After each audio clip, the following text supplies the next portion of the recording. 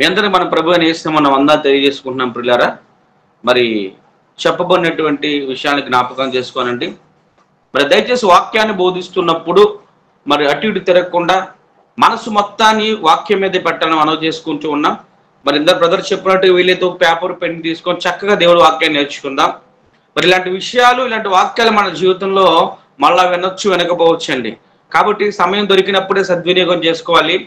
మరి ఈరోజు పక్షిరాజు నేర్పుతున్న యవ్వన గుణపాఠం అనేటువంటి విషయాన్ని నేర్చుకుందాం. చాలా అద్భుతంగా దేవుడు రాపించాడు బైబిల్లో. సరే, పక్షిరాజు నేర్పుతున్న యవ్వన గుణపాఠం అండి. పక్షిరాజు అంటే ఏది చెప్పగలరా ఎవరన్నా అండి? పక్షిరాజు అంటే ఏంటి అండి? ఒక పక్షిని చూపించి పక్షుల్లోకెల్లా రాజు పక్షిరాజు ఎవరు? ఈగల్, గద్ద. Very good. అంటే పక్షిరాజు అంటే పక్షుల్లోకెల్లా కింగ్ ఆఫ్ బర్డ్స్. ఈగల్, దాన్ని తెలుగులో గ్రద్ద అంటాం. అలాగే అడవికి మొత్తానికి రాజు సింహం లైన్ ఎలా అంటామో, పక్షుల్లోకెల్లా కింగ్ ఆఫ్ బర్డ్స్ వచ్చేసరికి ఈగల్ అండి, గ్రద్ద. అంటే దాని పక్షిరాజును సంబోధిస్తూ బైబిల్లో అది ఏదో నేర్పిస్తుంది, ఏదో చెబుతుంది, మీరు వినాలని దేవుడు మాట్లాడుతున్నాడండి. ఒకసారి మీరు అందరూ అనుకోవచ్చు, ఏమండి పక్షిరాజు మనకి ఏం చెప్తుంది, పక్షులే నేర్పిస్తాయి అని మనం అనుకుంటే, దేవుడు ముందు ఒక మాట చెప్తున్నాడు బైబిల్లో. దయచేసి చూడండి. యోబు గ్రంథం 12వ అధ్యాయము 7వ వచనం. యోబు గ్రంథం 12వ అధ్యాయము 7వ వచనం. అయినను మృగములను విచారించుము, అవి నీకు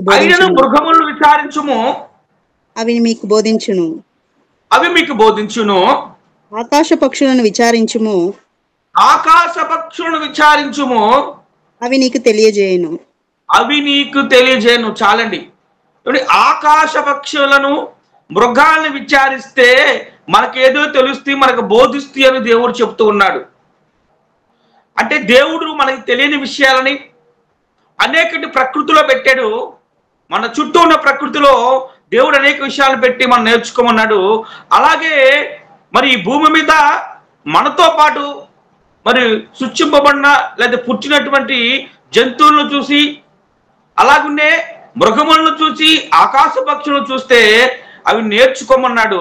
నిజంగా దేవుడు అండి బైబిల్లో ఏదైనా విషయాన్ని చెబితే దాని వెనక చాలా సత్యం ఉంటుంది. మీరు జాగ్రత్తగా వినాలి. లేదా ఆయన ఊరకేం చెప్పడు. ఏ విషయానైనా మృగాలు మీరు అనుకుంటారు మేము మనుషులం కదా, వాటికంటే జ్ఞానం గలవాళ్ళం, వాటికంటే శ్రేష్ఠులం కదా మనం, వాటిని చూసి దేవుడు ఏ నేర్చుకోమన్నాడు అనుకోవచ్చు. అందుకే ఈ రిఫరెన్స్ విషయం ఏమన్నాడు? మృగములు విచారిస్తే అవి నీకు బోధిస్తాయి, ఆకాశ పక్షులను విచారించుము, అవి నీకు తెలియపరుస్తాయి అన్నాడండి. రైట్.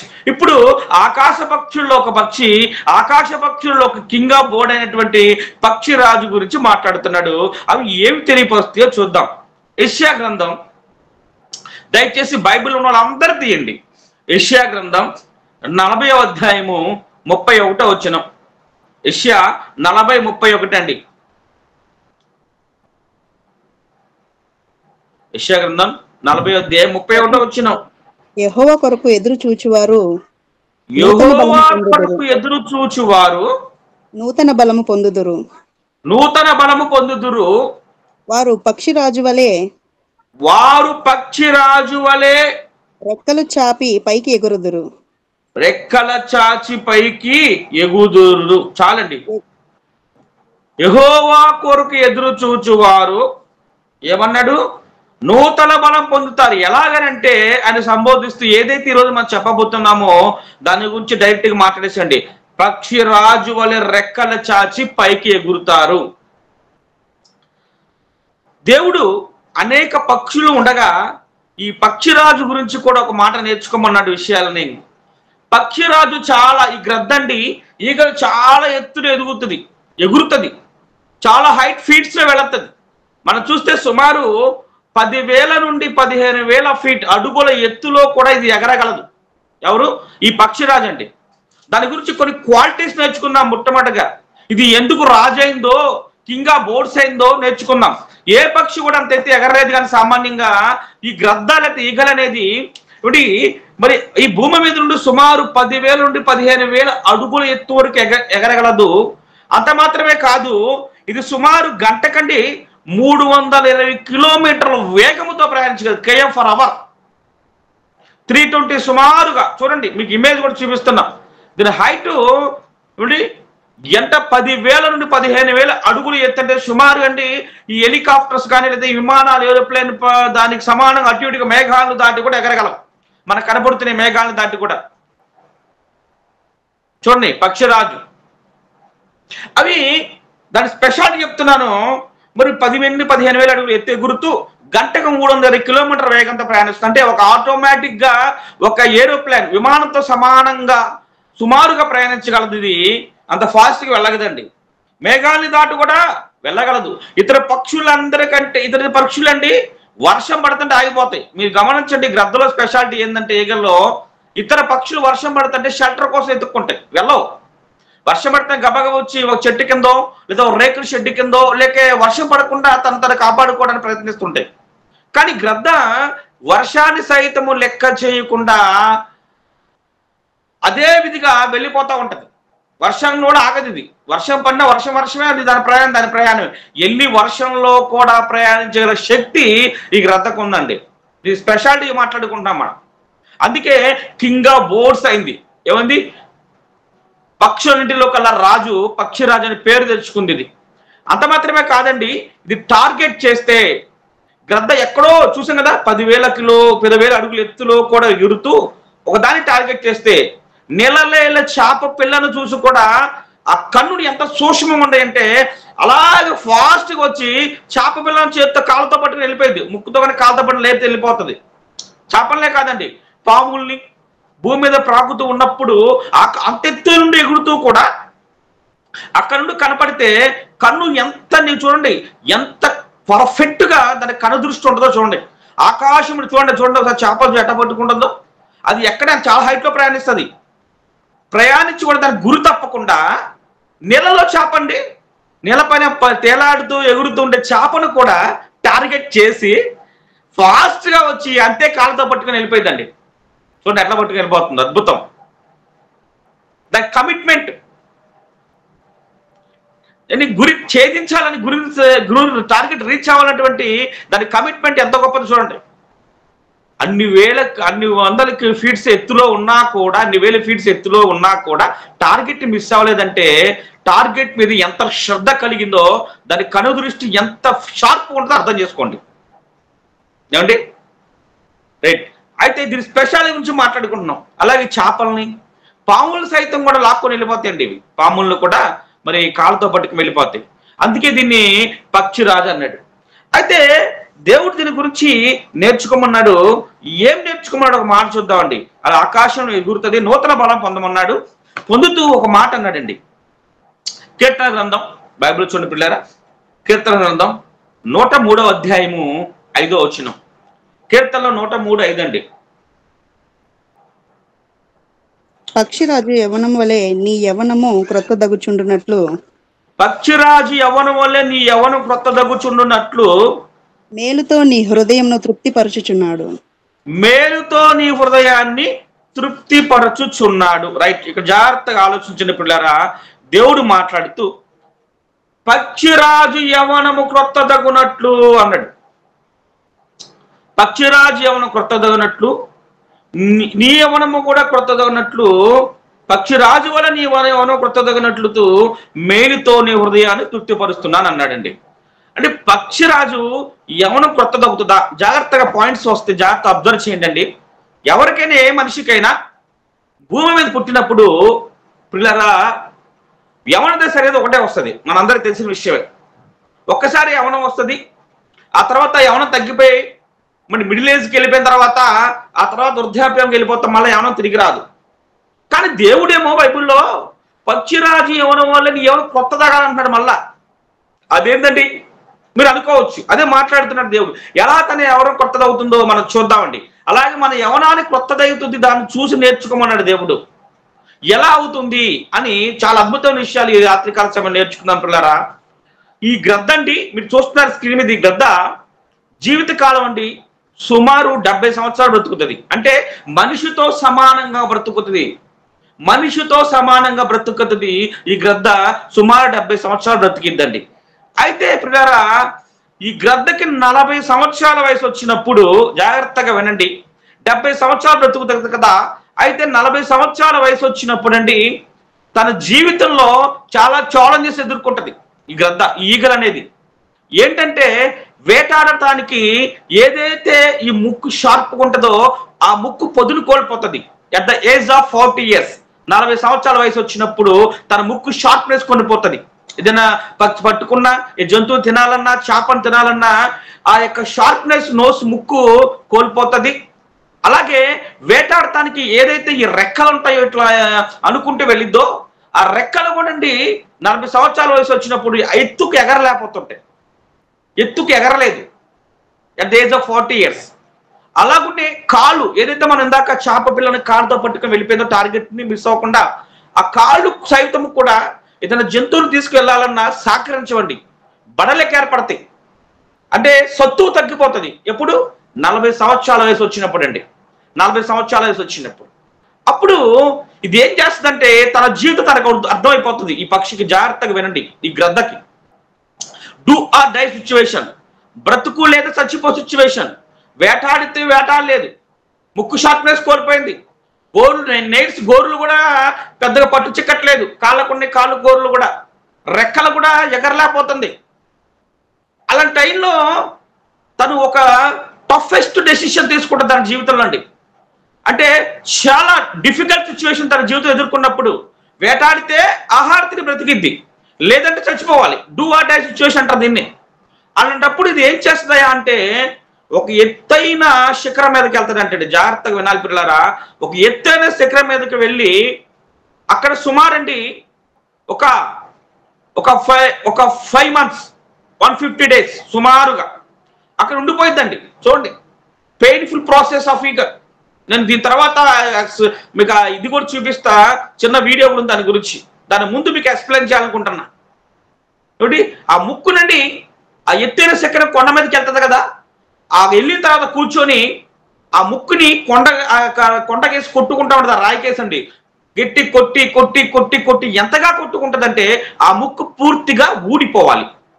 తనకి ఏదైతే ముక్కు ఇప్పుడు షార్ప్నెస్ పోయిందో ఆ ముక్కు పూర్తిగా ఊడిపోయేంత దానికి రాయికేసి కొట్టుకుంటుందండి. ఏమిటి ఒక్కసారి ఆలోచించండి, ఎంత పెయిన్ఫుల్గా ఉంటుంది, ఎంత నొప్పి ఉంటుందండి.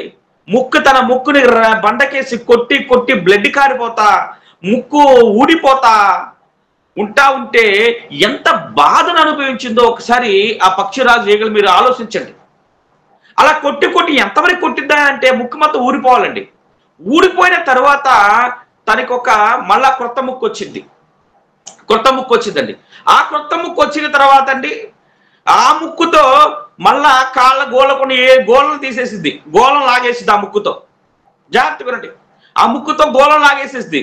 ఎందుకంటే ఆ యొక్క కాళ్ళకున్న గోర్లు ఆ టార్గెట్ ఏదైతే జంతువులను కానీ ఇలా చేపలు పట్టుకోవడానికి సత్తు కోల్పోయి కదా, వాటికి ఉన్నట్టు గోళ్ళను కూడా లాక్కుంటుంది ఆ ముక్కుతో. లాక్కున్న తర్వాత చూడండి, మనకున్న గోళ్ళు మనం లాక్కోవాలంటే అండి ఎంత పెయిన్ వస్తుందో ఆలోచించండి, ఎంత పెయిన్ఫుల్ ప్రాసెస్. ముక్కును కొట్టుకుంటుంది, గోళ్ళను లాక్కుంటుంది, బ్లడ్ కారిపోతుంది. భరించగలమా? భరించాలి, ఎందుకంటే అది లేకపోతే చచ్చిపోద్ది, ఆహారం సంపాదించుకోలేదు చచ్చిపోయింది. అందుకన్నాను డూ ఆర్ డై సిచ్యువేషన్, బ్రతకటం లేదా చచ్చిపోవటం తన జీవితంలో difficult. At the 40 years, age of 40 years లో తన డిఫికల్ట్ సిచ్యువేషన్ ఫేస్ చేస్తుందండి ఈ గ్రద్ద. అప్పుడు ఈ ప్రాసెస్ ప్రారంభిస్తుంది. గోళ్ళను పీక్కుంది. ఆ తర్వాత అండి తన రెక్కల మీద ఉండే ఈకలను కూడా పీకేసుకుంటుంది. ఈ గోళ్ళు ఏదైతే ఊడిపోయాయో మళ్ళీ ఫ్రెష్ గోళ్ళు వస్తాయి. ఆ తర్వాత ఈ ఏదైతే ఉన్నాయో వాటితో ఈ రెక్కలు ఉన్నాయి కదా, దాని మీద రెక్కల మీద ఉండే ఈగలను కూడా పీకేసుకుంటుందండి. ఈగలు ఉంటారు కదా, అన్నిటిని పీకేసుకొని మొత్తం కూడా కొట్టుకుంటుంది. అంటే మళ్ళా ఫ్రెష్ వస్తాయి, మళ్ళీ ఈకలు మళ్ళీ ఫ్రెష్ వస్తాయండి. చూడండి, ముక్కును పగలు కొట్టుకుంటుంది, గోళ్ళను పీక్కుంటుంది, ఈ ఈకలను కూడా పీకేసుకుంటుంది. ఇవన్నీ ఎందుకు జరుగుతుంది అంటే అండి తనకి ఎప్పుడైతే ఇవన్నీ ఊడగొట్టుకొని సత్తు కోల్పోయి లేకపోతే పాతబడిపోయినటువంటి తన ముక్కుని షార్ప్నెస్ కోల్పోయిన ముక్కుని గోళ్ళని ఈకలని ఊడగొట్టుకుందో ఆ ప్లేస్ లోని మళ్ళా కొత్తవి వస్తాయండి. మళ్ళా కొత్త ముక్కు వస్తుంది, మళ్ళా కొత్త గోళ్ళు వస్తాయి, మళ్ళా కొత్త ఈకలు వస్తాయి. ఎప్పుడైతే వచ్చినాయో దానితో మళ్ళా ఫ్రెష్ జీవితాన్ని, కొత్త జీవితాన్ని ఈ యొక్క పక్షిరాజు ఈగల్ అయితే గ్రద్ద ప్రారంభిస్తుంది. ఇంకొక 30 సంవత్సరాలు బ్రతుకుతుంది అంటండి పక్షి. ఈ గ్రద్ద 40 సంవత్సరాల వయసులో డిఫికల్ట్ సిచ్యువేషన్ ఎదుర్కొనేటువంటి గ్రద్ద ఈ ప్రాసెస్ మొత్తాన్ని, పెయిన్ఫుల్ ప్రాసెస్ మొత్తాన్ని ఒక 5 మంత్స్ అంటే సుమారు 150 రోజులు చూడండి, 150 రోజులు చాలా వేదన, మామూలు వేదన కాదు కదా. ముక్కును పగలు కొట్టుకో చూడండి, అసలు పక్కన స్కీలో కనబడుతుంది, ముక్కు పగలు కొట్టు ఊడిపోవటం అంటే మామూలు విషయం. మనం చేతిని గట్టిగా కొట్టుకుంటే అల్లాడిపోతాం, గోడ చేసి కొడతంటే ఊడిపోయి అంతగా కొట్టుకుందంటే నిజంగా తనకు తెలుస్తాను జీవితం గురించి. ఇలా చేస్తే నూతన జీవితం నాకు వస్తుంది. దేవుడు అన్నాడు, పక్షిరాజు యవనం వల్లే నీ యవనం క్రొత్తది అవ్వాలి అంటే ఇంకో ఇలా పెయిన్ఫుల్ ప్రాసెస్ తన జీవితంలో ఉంది కాబట్టి పక్షిరాజు మళ్ళా యవనం వస్తుంది అంటున్నాడు. 40 సంవత్సరాల వయసులో కోల్పోయింది సత్తువ. ఎప్పుడైతే ముక్కును ఊడగొట్టుకుంది, గోళ్ళను పెరుక్కుంది, ఈకలను తీసేసుకున్న తర్వాత మళ్ళా కొత్త గోళ్ళు, కొత్త ముక్కు, కొత్త ఈగలు వచ్చిన తర్వాత ఇవి ఆటితోండి ఫ్రెష్గా మళ్ళీ ఎగురుతుంది. మళ్ళా ఇంకొక 30 సంవత్సరాలు బ్రతుకుతుంది. అంటే మొత్తం 70 సంవత్సరాలు సుమారు గ్రద్ద బ్రతకగలదండి. చూడండి, దాన్ని చూసి నేర్చుకోమన్నాడు దేవుడు. ఊరకేం చెప్పడు బైబిల్లో. పక్షిరాజు ఒకసారి చూద్దామండి వీడియో. బ్రదర్ వీడియో ప్లే చేయండి ఒక్కసారి. ఇప్పుడు నేను చెప్పినవన్నీ కూడా మీకు అర్థమైంది చూస్తే, దృశ్య రూపంలో చూస్తే చాలా జాగ్రత్తగా చూడండి, వినండి అండి. నిజంగా దేవుడు దాని గురించి బైబిల్లో ముందుగా రాపిచ్చాడు. ఈరోజు ఇది చూస్తున్నాం కాదు, ముందుగా దీని వెనక ప్రణాళిక అంత ఉందండి. మళ్ళా నూతన జీవితాన్ని, నూతన ఫలాన్ని. అది 70 సంవత్సరాల వరకు జీవించగలదు, కానీ ఆ వయసును చేరుకోవడానికి కఠినమైన నిర్ణయాలు తీసుకుంటుంది. తన 40 సంవత్సరాల వయసులో అంతకాలం ఆహారాన్ని ఒడిసి పట్టుకునే ఆ గోళ్లు ఇక ఎక్కువ కాలం సహకరించవు. తన పొడవాటి పదునైన ముక్కు వంగిపోతుంది. పెరిగిన వయసుతో పాటు మందంగా మారిన ఈకలు శరీరానికి అంటుకొని ఎగరడానికి వీలు లేకుండా చేస్తాయి. అప్పుడు గ్రద్దకు కేవలం 2 అవకాశాలుంటాయి. ఒకటి, చచ్చిపోవడం, లేదా బాధాకరమైన ఆ సమస్యను అధిగమించి బ్రతుకును కొనసాగించడానికి తనని తాను మార్చుకోవడం. ఆ మార్పు కోసం ఎత్తైన పర్వతంపైకి చేరుకుంటుంది. తరువాత వంగిపోయిన తన ముక్కును ఒక రాతిపై కొట్టుకుంటుంది. ఎంతసేపో తెలుసా? ఆ ముక్కు ఊడి పడిపోయేంత వరకు. ఆ తరువాత కొత్త ముక్కు పెరిగేంత వరకు వేచి ఉంటుంది. ఆ ముక్కు పెరుగుతూనే అంతకాలం ఎగరడానికి వీలు లేకుండా అడ్డుగా నిలిచిన ఆ పాత ఈకల్ని పీకేయడం మొదలు పెడుతుంది. బాధను భరించి ఎదిగే స్థాయికి తనలో మార్పును తెచ్చుకుంటుంది. ఆ తరువాత మరో జన్మ పొందినట్టు రెక్కలు విప్పి శిఖరంపై నుండి గాల్లోకి దూసుకెళ్లి మరో 30 సంవత్సరాలు బ్రతుకుతుంది. మార్పు ఎందుకు అవసరం? జీవించడం కోసం, బ్రతకడం కోసం మార్పు అనే ప్రక్రియను మొదలుపెట్టక తప్పదు. గ్రద్దలాగే మనం కూడా చెడు జ్ఞాపకాలను, చెడు అలవాట్లను, విజయానికి అడ్డుపడే ప్రతికూలమైన ఈకలను పీకిపారేయాలి. ఎందుకంటే గతం చేసిన గాయాలను తట్టుకొని మనం బయటపడినప్పుడే వర్తమానంలో విజయాలను అందుకొని భవిష్యత్తులో సరికొత్త ప్రయాణాన్ని కొనసాగించగలం. ఇంతే ఈ జీవితం అనుకునే ఆ పాత స్థిర అభిప్రాయాలను తెరచి గ్రద్దలా పైకెగిరితే మీదే విజయం, మనదే జయం.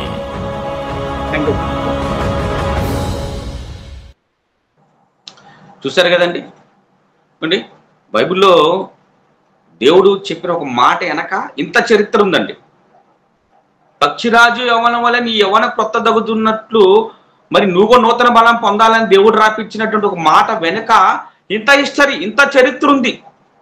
చూడండి, దేవుడు ఒక మాట చెప్పాడంటే దాని గురించి ఎంతగా దేవుడు బైబిల్లో మనం అర్థం చేసుకొని రాపించి ఒకసారి ఆలోచించండి పిల్లలు. మనం ఎన్నిసార్లు చదువుంటాం ఈ మాటని? మన అందరూ తెలుసు. యెహోవా కనిపెట్టుకుని వారు నూతన బలం పొందుతారు, పక్షిరాజు యవనం వల్ల నీ యవన కొత్తదవ్వాలని ఎన్నిసార్లు చదువుకున్నాం.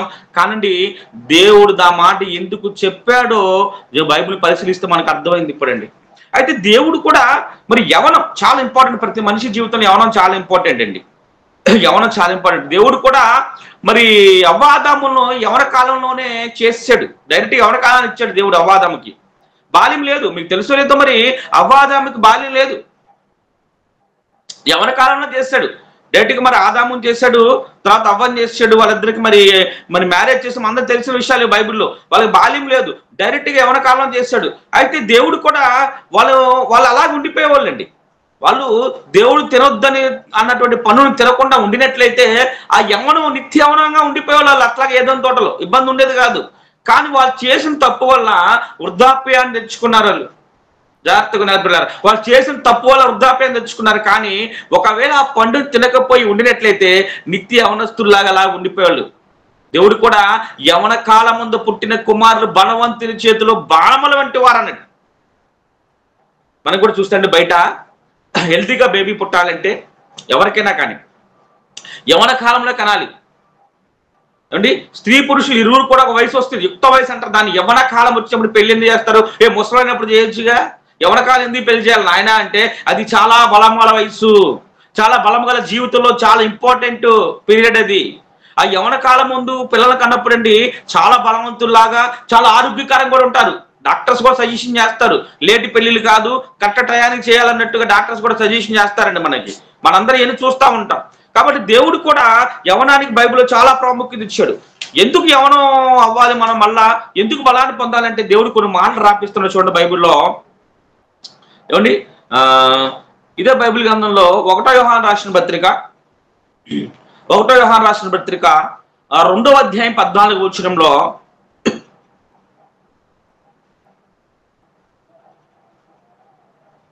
చిన్నపిల్లలారా మీరు తండ్రిని ఎరిగి ఉన్నారు గనుక మీకు వ్రాయిస్తున్నాను. తండ్రులారా మీరు ఆది నుండి ఇన్నవాణిని ఎరిగి ఉన్నారు గనుక మీకు వ్రాయిచున్నాను. యవ్వనస్తులారా మీరు బలవంతులు, దేవుని వాక్యము మీ యందు నిలిచిచున్నది.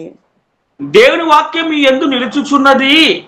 మీరు దుష్టిని జయించి ఉన్నారు గనుక, మీ దుష్టిని జయించి ఉన్నారు కనుక మీకు వ్రాయిచున్నాను. చూడండి, దుష్టిని జయించడానికి కావాల్సిన ముఖ్యమైన ప్రాయం ఏంటి? యవన ప్రాయం అండి. యవన ప్రాయంలో యవనస్తులు మీరు బలవంతులు అన్నాడు. అంతే కదండి. బైబిల్లో కూడా దేవుడు యవనస్తులు ముఖ్య ప్రస్తావిస్తున్న యవనస్తులు ఏదైనా చేయగలరు, చాలా బలవంతులు వాళ్ళు. సేవలో కూడా ఇప్పుడు బ్రదర్ శాంపాల్ గారు ఈ ఎవరైనా పని చేయాలంటే యవనస్తులు పిలుస్తారో, ఒక 76 సంవత్సరాల వృద్ధుని పిలిచి అయ్యారు ఈ సామాన్లు మోసుకెళ్ళి సభకని చెప్తారా? ఏమండి ఒక 60-70 సంవత్సరాలను తీసుకొచ్చి ఈ మైక్ సెట్ తీసుకెళ్ళండి, ఈ సామాన్ తీసుకెళ్ళండి చెప్తా చెప్పలేరు ఆయన. ఎందుకంటే తన వృద్ధాప్య దృష్ట్యా వయసు రీతి చెప్పలేడు. అదే కుర్రోడు ఉన్నాడు అనుకో, అరే ఇట్లా నాన్న ఇది తీసుకెళ్ళి అక్కడ పెట్టేసిరాపో, సభ దగ్గర తీసుకురాపో, మీటింగ్ దగ్గర చూసుకోపో, భోజనాలు వడ్డీ వచ్చిన వాళ్ళందరికీ ఇచ్చాయి. ఎందుకు యవనస్తులకే ప్రాధాన్యత ఇస్తాడు? ముసలివాడు చేయలేడా? చేయలేడండి. ముసలివారు చేయలేరు, వృద్ధాప్యంలో చేయలేరు. ఎందుకంటే వాడు సత్తు లేదు, బలం లేదు కదా. అందుకే దేవుడు అంటే యవనస్తులారా మీరు బలవంతులు. దేవుడు సేవకుడండి యవన కాలంలో నిజంగా సేవ ఎంతైనా చేయగలం, ఎన్ని ప్రాంతాలైనా తిరగలం, ఎంతైనా కూర్చోగలం. ఈరోజు మనందరం కూడా పొద్దున పొడవు తిరిగి వచ్చి మన పనులు చేసుకుని ఉద్యోగాలు చేసుకుని మళ్ళా కూర్చున్నా అంటే కారణం తెలుసా? దేవుడి మీద ప్రేమ ఒకటి. మనందరం చాలా మంది యవన కాలంలో కూడా ఉన్నారు, బలం అన్ని తట్టుకోగలం, శక్తి ఉంటది, కాసేపు కూర్చోగలం. అదే వృద్ధాప్యంలో ఉన్నారు కూర్చోండి, ఈ ఎండదెబ్బలు కూర్చోండి ఎక్కువసేపు. కారణం తెలుసా పిల్లరా? వయసు రీత్యా. కాబట్టి సేవ అండి ఎవరైనా కానీ దేవుడు సేవ చేయాలనుకున్నప్పుడు, దేవుడు ఎక్కువ ఉన్నప్పుడు యవన కాలాన్ని వృధా చేయకండి. దేవుడు కూడా మళ్ళా యవనం ఎందుకు కావాలన్నాడు? పక్షిరాజుని యవనం మళ్ళా ఉత్సాహపరచాలి, నూతనపరచుకోమని ఎందుకు అన్నాడంటే చాలా బలం కలది యవనం అనేది. ఒకరోజు అంటండి ఒక పాస్టర్ గారు గృహాన్ని దర్శించాడట. దర్శించినప్పుడు మరి ఆ గృహంలో తల్లిదండ్రులు చర్చికి వస్తున్నారు కానీ ఆ ఇంట్లో యవనస్తులు మందిరానికి రాడట. అలా పాస్టర్ గారు చెబుతున్నారు, అయ్యా మా కుమారుడు రావటం లేదు నాయన, ఎంత ప్రార్థన చేసినా మారట్లేదు. ఒకరోజు నా గృహాన్ని దర్శించి అతను కొంచెం నీతి బోధ చేయమన్నారు. అయ్యగారు వెళ్ళారంటే ఇంటికి వెళ్ళి కూర్చున్నప్పుడు అయ్యగారిని చూసి అసలు ఆ కుర్రోడు వందనాలు కూడా చెప్పలా, మరి దేవుడు అంటే తెలియదు సరిగ్గా, తల్లిదండ్రులు వెళ్తున్నాడు కానీ లోకంలో తిరుగుతున్నాడు. అయ్యగారు వచ్చినప్పుడు మొహం కూడా ఒక రకంగా పెట్టుకుని పక్కన కూర్చున్నాడట. అయ్యా బాబు నీ పేరుని అడిగంట. పాస్టర్ గారు చెప్పాడట, ఇష్టం లేకుండా చెప్పాడు. చెప్పిన తర్వాత రైట్ తినడానికి ఏమున్నా అడిగితే ఇంట్లో అరటి పనులు ఉన్నాయంటే కొంచెం తీసుకురానైనా, కొంచెం ఆకలి అవుతుంది, కొంచెం ఫ్రూట్స్ ఉంటే తీసుకురా అంటే అరటి పనులు తీసుకొచ్చి ఇచ్చారండి పాస్టర్ గారికి. అబ్బాయి అంతే కూర్చున్నాడు, పాస్టర్ గారు తింటా ఉన్నాడండి. అరటి పనులు తెలుసు కదా, ఒలుసుకొని తిన్నారంట. ఒలుసుకొని తినాలి కదా, ఆ తొక్క తీసేసి చిన్నగా అరటి పనులు తినేసేసి ఆ తొక్కని అబ్బాయికి ఇచ్చాడట. ఇదిగో నాయన తినని. ఏం చేశాడు? తొక్కనే ఎవరైతే పిలిచారో దేవుడి వైపు రావట్లేదో వాళ్ళ అబ్బాయికి ఇచ్చేసాడు ఈయన. అంటే లోపల ఉన్న పండుని తీసేసి ఏం చేశాడు? తొక్కని అబ్బాయికి ఇచ్చాడు. అబ్బాయి చాలా కోపం వచ్చింది. ఏందండి ఇది? నువ్వు పాస్టర్ గారా మీరు, లేకపోతే సేవకులుగా ఏదో కనీసం మినిమం కామన్ సెన్స్ లేదా? ఏదో లోపల పండుని తొక్కిస్తారు నాకు. పోనీ నాకు నా మీద ప్రేమ ఉంటే నాకు కూడా సొంతం పెట్టవచ్చు కదా, ఈ తొక్కిచ్చారేంది అని తొక్క నేలగేసి కొట్టాడంటండి. అప్పుడు అయ్యగారు చెప్తున్నాడట, అయ్యా నీకు కావాలని ఇవ్వలేదు, నేను లోపల ఉన్న పండు తిని తొక్కిస్తే ఎంత కోపం వచ్చి దానివల్ల ఉపయోగం ఏందని నేలగేసి కొట్టావే, అలాగే దేవుడు కూడా నీ యవన కాలం మొత్తాన్ని ఖర్చు పెట్టుకొని నీ ఇష్టం వచ్చినట్టు బ్రతికి నీ బలాన్ని లోకానికి ఖర్చు పెట్టి వృద్ధాప్యంలో వచ్చి దేవుడు చర్చికి వస్తాలే, దేవుడు పని చేస్తానంటే ఉపయోగం లేదు నాయన, ఈ తొక్కలేక ఉపయోగం లేకుండా పడి ఉంటది, కాబట్టి ఇప్పుడే ఆయన మందిరానికి నువ్వు రా నాయన చెప్పాడంటండి. చూడపిల్ల వాళ్ళ అమ్మలు అడిగితే ఏం చెప్పాడావే, నేను మందిరానికి రాను, నా వయసు చాలా ఉంది, ఇప్పుడు కాదులే అని తప్పించుకుని తిరిగాడట. ఆ మాట సేవకుడు చెప్పగానే ఇంటికి వచ్చే సేవకుడు ఇతనికి బుద్ధి చెప్పాలని మరి ఆ తొక్కనిచ్చాడు. నీ తొక్కిస్తేనే ఇంత ఫీల్ అయిపోయావే, మరి ఉపయోగపడిన తొక్కగా ఫీల్ అయిపోయావు, కాయ మొత్తం నేను తిన్నానని నా మీద కోపడుతున్నావే, నీ యవ్వన జీవితం మొత్తాన్ని లోకాన్ని ఖర్చు పెట్టి లోకంలో నీ సార మొత్తాన్ని వదిలేసి నీకు ఉపయోగపడిన ఎవరి ఉపయోగం యవన కాలంలో దేవుడి మందిరానికి వచ్చి దేవుడి పని చేస్తానంటే ఏం ఉపయోగం అయినా దేవుడికి నీ వల్ల అని అడిగేటండి. అంటే ఆ కుమారుడు బుద్ధి తెచ్చుకున్నాడండి. అంతే కదా పిల్లారా, ఈ రోజు కూడా చాలా మంది అలా ఉన్నారు మనలో కూడా. అందుకే యవన కాలంలో కూడా దేవుడు ఒక మాట అన్నాడు, చాలా జాగ్రత్తగా యవన పిల్లలకు కూడా. మరి 1వ తిమోతి రాసిన పత్రిక 1వ తిమోతి 4:12 మాట్లాడుతున్నాడండి. 1వ తిమోతి 4:12 యవనమును బట్టి ఎవడు నిన్ను తృణీకరింపనీయకము, యవనం బట్టి ఎవడు నిన్ను తృణీకరింపనీయకము గాని మాటలోను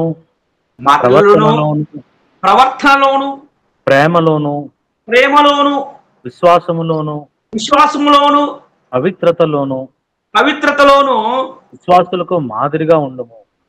విశ్వాసులకు మాదిరిగా ఉండండి. జాగ్రత్తగా ఎందుకు అన్నాడంటే యవన కాలంలో చాలా ఛాన్సెస్ ఉంటాయి తృణీకరించబడటానికి, త్రుట్టెలటానికి, అవమానపరచబడటానికి, పవిత్రత కోల్పోవడానికి చాలా ఉంటది. కాబట్టి యవనం ముఖ్యం నాయన. అలాగే దానితో పాటు యవనాన్ని కాచుకోవాలి, దేవుడు ఇచ్చిన యవన ప్రాయాన్ని కాచుకోవాలి. ఈరోజు చూడండి, యవనస్తులు నిజంగా ఎవరైనా మాట వింటున్నాడా? ఎవరు వింటున్నారండి? ఒక గౌరవం ఉందా? ఫ్యాషన్ అయిపోయింది. తల్లిదండ్రులని అమ్మా నాన్న అని పిలవడం మర్చిపోయారు. పేరు పెట్టి పిలుస్తున్నారు. అవునా? తల్లి పేరు పెట్టి పిలుస్తున్నారు, తండ్రి పేరు పెట్టి పిలుస్తున్నారు. అమ్మా నాన్న కనీసం మమ్మీ డాడీ కూడా లేదు, పేర్లు పెట్టి ఫ్యాషన్ అయిపోయింది ఈరోజు. చూడండి, తల్లిదండ్రులు ఆనందపడుతున్నారు ఏందో. కాబట్టి యవన కాలం సద్బోధనలు నేర్పించాలి. యవనస్తులు తొట్టిన అవకాశం ఉంది. చూపులోను మాటలు, పోకిరి మాటలు, ఎవరు ఇష్టం వచ్చినట్టు వాళ్ళు పోకిరి మాటలు. చాలా మంది ఒక కంట కనిపెడతారండి, వీళ్ళందరూ ఒక కంట కనిపెట్టాలి. యవన కాలం తునికిపోబడే కాలం, దేవుడికి అవసరానికి ఉపయోగపడాలి. నీ బిడ్డలు లేదా యవన పిల్లలు ఎటు వెళ్ళిపోతున్నారో కంటేసి ఉంచాలండి. యవన కాలంలో ఎంతమంది తొట్టిల్తున్నారండి? ఆకర్షణలోనైపోతున్నారు కదా. సాతాను ఆకర్షణలో చేస్తున్నారు కదా. దేవుడి కోసం ఆకర్షితుల కోసం దేవుడికి వికర్షితులు అవుతున్నారు, లోకానికి ఆకర్షితులు అవుతున్నారు. లోకాస, జీవపడంబం, ఏమండి శరీరాస, ఇవన్నీ తండ్రి నుండి వచ్చినవి కాదు, ప్రధానికి అయిపోతున్నారు. ఫ్రెండ్స్తో పార్టీలు వేసుకోవటం. చూడండి, ఏమండి ఈ మధ్య మాకు తెలిసి ఒక యూనివర్సిటీ అండి, ఏమండి తల్లిదండ్రుల మాట వినకుండా ఫ్రెండ్స్తో తిరిగి జలసాలు చేసండి. చివరికి ఫ్రెండ్స్లో ఒకటో గొడవ వచ్చండి, మరి తన్నుకొని మరి చనిపోయిన సందర్భాలు కూడా చాలా ఉన్నాయండి.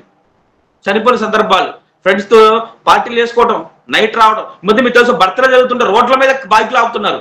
రోడ్ల మీద 4 బైకులు ఆపి ఏమండి నా మహిళకి ఓ మందు సీసా తీసుకొని దాన్ని బీరి బోటలు కొట్టి పైకి ఎక్కదిప్పి కేక్ కట్ చేసుకొని ఎగురుతూ గంతులేస్తున్నారు. ఇది యవన కాలం దేవుడు చేయముంది. జాగ్రత్త ఉండి పిల్లలు, వీటన్నిటికి దూరంగా వెళ్ళిపోవాలి. మన జీవితం దేవుడికి కావాలి. అందుకే యవన కాలమందు నిన్ను ఎవరు తృణీకరించవద్దు, ప్రేమ కలిగి ఉండయా. ప్రేమ అంటే లోకంలో ప్రేమ కాదు. మీరు మళ్ళీ ప్రేమ అంటే అపార్థం చేసుకున్నారు. లవ్ చేస్తున్నా ఈ ప్రేమలు కాదు, దరిద్ర ప్రేమ, లోక ప్రేమలు కాదు. దేవుడు మాట్లాడుతుంది, దేవుడు క్రీస్తు ప్రేమ కలిగి ఉండాలి, ఇతరుల పట్ల జాలి కలిగి ఉండాలి. దేవుడిని ప్రేమిస్తే దేవుడు పని చేయాలి. నీ యొక్క యవన జీవితాన్ని దేవుడి కోసం ఖర్చు పెట్టాలి, విశ్వాసాన్ని కలిగి ఉండాలి, పవిత్రంగా కాచుకోవాలండి. మరి ముఖ్యంగా యవన కాలం పవిత్రంగా కాచుకోమని దేవుడు చెబుతున్నాడండి. ఎటువంటి పాపాలకు చేయొద్దు. పాపం వెతుక్కుంటా వచ్చింది నీ దగ్గరికి, మరి ముఖ్యంగా. ఎందుకంటే ఆ వయసు నువ్వు దేవుడికి కావాలి, సాతానికి కూడా నువ్వే కావాలి, ఆ వయసులోనే కావాలి నువ్వు. ఎందుకంటే పాపం చేయడానికి వాడు కూడా నీ చుట్టూ తిరుగుతాడు, వాడికి కూడా నువ్వు ఆ వయసులోనే కావాలి. నేను అక్కడ పడేసాడు అనుకో, నువ్వు జీవితాంతం పైకి లేగలేవు. ఎవరి కాలం అండి? బాల్యకాలానికి అలాగే రాబో కాలానికి ఒక నిచ్చెన లాంటి, ఒక వారధి లాంటిది, అంటే ఒక బ్రిడ్జి లాంటిది. ఈ యవనంలో పర్ఫెక్ట్గా ఉంటే, యవనంలో మనం నడిచే నడకను బట్టి మిగతా జీవితం ఆధారపడి ఉంటది. కాబట్టి ఈ బ్రిడ్జిని కోల్చడానికి, ఈ వారధిని నాశనం చేయడానికి సాతానుగాడు మరి గర్జిత సింహాలే తిరుగుతున్నాడు, మనం నేర్చుకున్నాం, మింగేయటానికి. కాబట్టి జాగ్రత్తగా ఉండే పిల్లలు. అందుకే హెచ్చరిస్తున్నాడు దేవుడు, యవన బిడ్డలు తునీకరించే విధంగా ఉండదు. మాటలోను సంఘాల్లో కూడా అండి చాలా జాగ్రత్తగా ఉండాలండి. పోకిరిగా మరి జోకులే ఒకళ్ళు వందనాలు చెప్పుకోండి, సహోదర భావాన్ని కలిగి ఉండండి. వందనా బ్రదర్, మీ అందరి సహోదరులు, వందనాలు సిస్టర్ తప్ప వేరే మాటలతో, పోకిరి మాటలతో, నీ డ్రెస్ బాగుంది, నువ్వు హీరో లాగున్నావు, హీరోయిన్ లాగున్నావు, మేకప్ బాగుంది, ఎక్కడ ఉన్నా, ఈ మాటలు వద్దండి. ఎన్ని పనికి మాలిన మాటలండి పిల్లరా. వందనాలు చెప్పుకోండి, ఇది దేవుడు మాట్లాడుతున్నాడు. ఇవి మాట్లాడుతండి. ఇంకో మాట అంటున్నాడు, యవనం అంటే మళ్ళా దేవుడు బాహ్య సంబంధమైన యవనం మీరు అనుకోవచ్చు, కానీ దేవుడు శరీరాన్ని లక్ష్య పెట్టాడు. ఏ యవనం గురించి మాట్లాడుతున్నాడు చూద్దాం.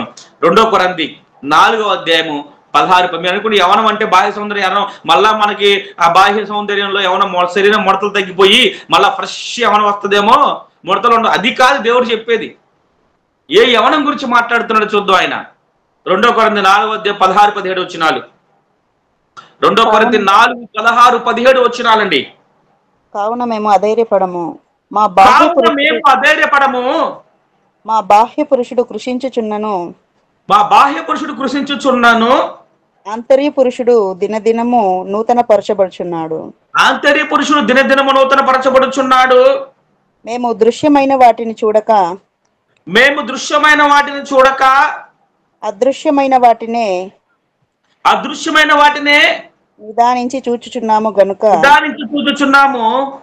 గనుక క్షణమాత్రముండు మా చులకని శ్రమ మా కొరకు అంతకంతకు ఎక్కువై నిత్యమైన మహిమ భారము కలుగు చేయుచున్నది. చాలండి. పౌలు గారు యవనస్తుడుగా దేవుని సువార్త విషయమై కొరడా దెబ్బలు తిన్నాడు, జైలు శిక్షలు, శ్రమలు అనుభవించాడు, రాతో కొట్టబడ్డాడు. అయితే పౌలు గారు అంటున్నాడు, నా బాహ్య పురుషుడు కృషించినను అన్నాడండి. బాహ్య పురుషుడు అంటే శరీరం అండి. నా శరీరము కృషించినను, నా ఆంతర్య పురుషుడు అంటే ఆత్మ దినదినాభివృద్ధి పొందుచున్నాడు, నా ఆత్మ నూతన పరచబడుతున్నాడు, నా ఆత్మ ఇంకా యవనస్తుల్లాగే ఉంది, నా ఆత్మ యవన కాలంలాగే ఆలోచిస్తుంది, నా ఆత్మ దేవుడి పట్ల మంచి బలము కలిగి ఉంది యవన కాలంలాగే అని పౌలు గారు మాట్లాడుతున్నారండి. అదే కదా నా ఆత్మ. బాహ్య పురుషుడు అంటే శరీరం కొట్టబడింది, రాళ్లతో కొట్టారు, జైలులో వేశారు, మరి అనేక బాధలు అనుభవించాడు. ఆ శరీరం వల్ల నూతన ఎలా పరచబడుతుంది, దాని గురించి దేవుడు మాట్లాడలేదండి. జాగ్రత్తగా వినాలి. యవన ముఖ్యం. యవన కాలంలో కూడా దేవుడు కోరుకుంది నీ శరీరాన్ని కాదయ్యా, యవన కాలంలో నీ దేవుడి కోసం నువ్వు మంచిగా బ్రతకాలని దేవుడు కోరుకున్నాడు. నీ బలాన్ని దేవుడి కోసం ఖర్చు పెట్టమన్నాడు. అలాగే చాలా మంది మళ్ళా నేను యవనస్తున్నవుతానా అని మీరు అనుకుంటే దేవుడు దానికి ఇస్తున్నాడు సరైన సమాధానాన్ని. యవనస్తునంటే మళ్ళా నీకు పోయిన వయసు వచ్చిందని కాదు, లేదంటే నీ ముడతల పని నీ శరీరం మళ్ళా యవన కాలం అందంగా తయారద్దని కాదండి. మన ఆత్మీయ జీవితంలో కుంటు పడితే, మన ఆత్మ జీవితంలో వృద్ధాప్యంలాగా ఉంటే దేవుడు నూతన పరచుకోమన్నాడు. బాహ్య పురుషుడు కృషిస్తున్నాడు, రాళ్లతో కొట్టబడ్డాడు, హింసింపబడ్డాడు, దేవుడి కోసం అనేక అనుభవించాడు. అది శరీరం కృషిస్తున్న ఆత్మ మాత్రం అంట దినదినాభివృద్ధి పొందుతూ ఉన్నాడు. ఏం మాట్లాడుతున్నాడండి దేవుడు. ఈరోజు కూడా దేవుడు మనతో అదే మాట్లాడుతున్నాడు మనతో కూడా. మన శరీరం దేవుడి కోసం ఖర్చు పెట్టు, శ్రమపడు, నిద్రలేని రాత్రులు ఎన్నో గడపడవచ్చు దేవుడి కోసం. దేవుడి కోసం అనేక ఇబ్బందులు పడుండొచ్చు. దేవుడి కోసం మన ఆరోగ్యం కూడా కొన్ని సందర్భాల్లో నిద్రలేక, లేకుంటే ఏదో ప్రాబ్లం వల్ల కొంచెం ఆరోగ్యం కూడా బాగుండకపోవచ్చు. కానీ నీ బాహ్య పురుషుడు కృషించునను, నీ ఆంతర్య పురుషుడు ఎలా ఉండాలి? దినదినాభివృద్ధి ఉండాలి. యేసు ప్రభు కూడా అండి యవన కాలంలో ఉన్నప్పుడు ఆయన సిలువ వేయబడ్డాడు. ఆయన ముఖం అయిపోయింది, సొగసు లేదు, రెక్కేశారు, మరి శరీరం మొత్తం దున్నేసినట్లుగా అయిపోయింది కదా. అయినా కూడా దేవుడు ఒక మాట అన్నాడు చూసారా? యెషయా గ్రంథం చూడండి ఒక్కసారి, అది కూడా చూద్దాం. మరి యేసుప్రభు 33 సంవత్సరం మంచి యవన కాలం కదా ఆయనది కూడా. ఆయన బాహ్య పురుషుడు కృషించిపోతున్నాను, ఆంతర్య పురుషుడు దినధనాభివృద్ధి పొందుతున్నాడంటే బాహ్య శరీరం గురించి ఆయన మాట్లాడలేదండి. యెషయా గ్రంథం 53వ అధ్యాయము 2-3 వచనాలు, అలాగే 10వ వచనం అండి. చాలా అద్భుతంగా ఉంటుంది చూడండి. యెషయా గ్రంథం 53వ అధ్యాయము 2వ వచనం, 3వ వచనం, అలాగే 10వ వచనం అమ్మ. లేత మొక్కవలెను లేత మొక్కవలెను, ఎండిన భూమిలో మొలచిన మొక్కవలెను ఎల్లిన భూమిలో వచ్చిన మొక్కవలెను, అతడు ఆయన ఎదుట పెరిగెను. అతడు ఆయన ఎదుట పెరిగెను, అతనికి స్వరూపమైనను స్వరూపమైనను సొగసైనను లేదు. సొగసైనను లేదు. మనం అతన్ని చూచి ఆపేక్షించినట్లుగా మనం అతను చూసి ఆపేక్షించినట్లుగా అతని యందు స్వరూపము లేదు. ఆ స్వరూపము లేదు. అతడు తృణీకరింపబడిన వాడు ఆయను, అతను తునీకరింపబడిన వాడాయను, మనుషుల వలను విసర్జింపబడిన వాడును, మనుషుల వలన విసర్జింపబడిన వాడును, వ్యసనాక్రాంతుడుగాను వ్యసనాక్రాంతుడుగాను, వ్యాధిని అనుభవించిన వాడుగాను, వ్యాధిని అనుభవించిన వాడుగాను, మనుషులు చూడ నొల్లని వాడుగాను మనుషులు చూడ నొల్లని వాడుగాను ఉండెను. అతడు తృణీకరింపబడిన వాడు గనుక మనం అతనిని ఎన్నిక చేయకపోతిమి. నిశ్చయముగా అతడు మన రోగములను భరించెను. నిశ్చయముగా అతడు మన రోగములను భరించెను. మన వ్యసనములను ఈ మాట చదువుకుంటూ వెళ్ళిపోతుంది. యేసుప్రభు వారి గురించి మనం చెప్తూ ఉన్నాడు. ఎలా ఉన్నట్టు లేత మొక్క ఎండిన భూమిలో మొలిచిన మొక్క వేళ అతను ఎదుట పెరిగను, స్వరూపమైనను సొగసైనను లేదు ఆయనకి. ఆయన కూడా మరి ఆయన కాళ్ళకు చేతులకు మేకులు కొట్టాడు, తలలో మరి ముళ్ళ కిరీటం పెట్టారు, మరి ఒళ్ళంతా దున్నబడింది, అలాగే కొరడాలతో కొట్టారు. ఇవన్నీ కొట్టినా మరి యేసు ప్రభు మరి శరీరం కృషించిపోతుంది, సౌందర్యం లేదు, యవన కాలంలో ఉన్నాడు. అయినా కూడా దేవుడు దేని గురించి మాట్లాడు? ఆత్మ సౌందర్యం గురించి మాట్లాడు. ఈ పక్షి రాజు వలె నీ యవనం క్రొత్తదవ్వాలంటే పక్షి ఎట్లాగైతే తన జీవితంలో కష్టాలు వచ్చినప్పుడు, పక్షి తన జీవితంలో డూ ఆ డై సిచ్యువేషన్ వచ్చినప్పుడు బ్రతకడం లేదా చావటం, అలాంటి సిచ్యువేషన్ ఎప్పుడైతే ఎదుర్కొంటుందో అది చేసిన ప్రాసెస్ ఏంటండి? చాలా పెయిన్ఫుల్ ప్రాసెస్. సుమారు 150 రోజులు 5 నెలలు పైకి వెళ్ళిపోయి ఆ ముక్కును పగలు కొట్టుకుంది, గోళ్ళ పిక్కుంది, రెక్కలు తీసేసుకుంది. ఎప్పుడు? ఎందుకు?